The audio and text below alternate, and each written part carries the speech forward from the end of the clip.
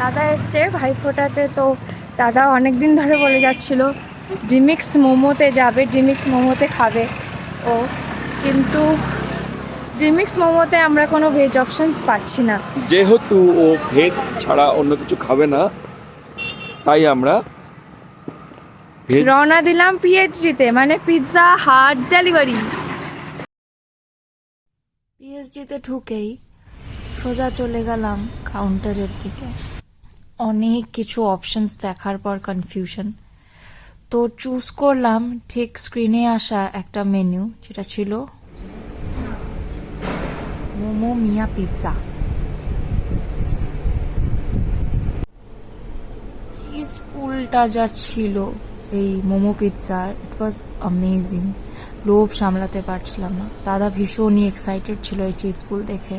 Pizza হাটে momo pizza ভালোই লাগলো বেশ। মোমোটা টেস্টটাও আসলো, প্লাস পিৎজার টেস্টটা ভালো।